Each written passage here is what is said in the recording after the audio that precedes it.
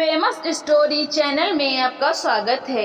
आइए आज मैं आपको सुनाती हूँ लियो टॉल्स्टॉय की कहानियाँ प्रेमचंद के शब्दों में। तो आइए अब हम कहानी की शुरुआत करते हैं। अंडे के बराबर दाना। एक समय खेलते खेलते नदी में से बालकों को अंडे के बराबर अनाज का एक दाना मिला।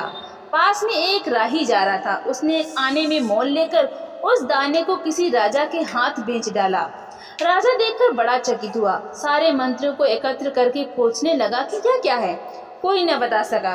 राजा ने उसे खिड़की में रख दिया। एक दिन एक मुर्गी ने आकर उस दाने में छेद कर दिया। तब मंत्रियों ने जाना कि वो अनाज का दाना है।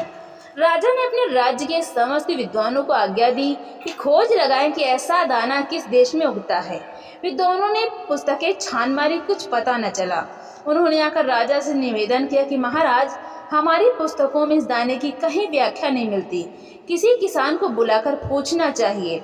राजा ने सेवक भेजकर एक किसान को बुलाया। किसान बूढ़ा, कुबड़ा, पीत बदन, मुंह में दांत न पेट में आंत, आंखों से अंधा, कानों से बहरा, दोनों हाथों में लाठियां लिए गिरता पड़ता राजा के सामने आया। राजा, हाथ में दाना लेकर तुम बतला सकते हो कि ऐसा दाना किस देश में उत्पन्न होता है? तुमने ऐसा दाना कभी मोल लिया है तो अपने खेत में बोया है? किसान दाना टटोल कर, मैं तो ये साधारण दाने देखे हैं। शायद मेरे पिता को कुछ मालूम, उनसे पूछ देखिए। राजा ने उसके पिता को बुला भेजा। पिता के हाथ में एक लाठी थी। वो बेटे से अच्छा था। आंख कान ने भी जवाब न दिया था। राजा दाना दिखाकर, बाबा, यह दाना किस देश का है? तुमने ऐसा दाना कभी खरीदा तो बोया है? पिता, महाराज, मैंने ऐसा दाना कभी नहीं बोया। मोल लेने के विषय में मेरी यह विनती है कि मेरे समय में रुपए की चाल न थी। अनाज के बदले में ही सब व्यवहार चलता था। हाँ, इतना कह सकता हूँ कि हमारे समय में आजकल से दाना बड़ा पैदा होता था। शायद मेरे पिता को कुछ मालूम हो, उन्हें बुलवा भेजिए। राजा ने उसके पिता को बुलाया। वो हट्टा कट्टा, नक्शे से ठीक, हाथ में लाठी नसोटा, राजा के सामने आया। राजा ने उसे दाना दिखाया और पहले की भांति वही प्रश्न किया। बूढ़ा हाथ में दाना लेकर, स्वामी, यह दाना मैंने बहुत दिनों से देखा है। चक्कर, हाँ ठीक वही है। राजा, भला यह बतलाओ कि ऐसा दाना कब और कहाँ होता था? तुमने ऐसा दाना मोल लेकर कभी अपने खेत में बोया था? बूढ़ा, मेरे समय में सब जगह ऐसा ही दाना तो होता था। मैं ऐसे ही दानों से पला हूँ। हमारे खेत में सरदा ऐसे ही दाने उगा करते थे। राजा, परंतु उन्हें तुम कहीं से मोल लाया करते थे क्या? बूढ़ा हंसकर, महाराज, उस समय मोल लेने अथवा बेचने का पाप कर्म कोई नहीं कहता था। हम रुपए का नाम तक भी नहीं जानते थे।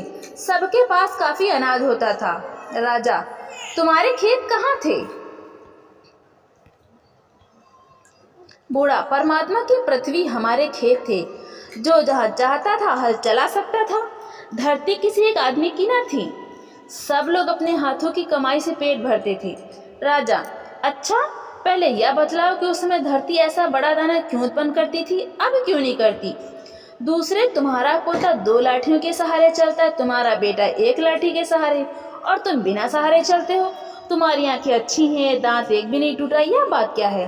बूढ़ा, स्वामी, इसका कारण यह है कि इस समय मनुष्यों ने अपना काम करना छोड़ दिया है। दूसरों की कमाई से अपनी उदर पालन करते हैं।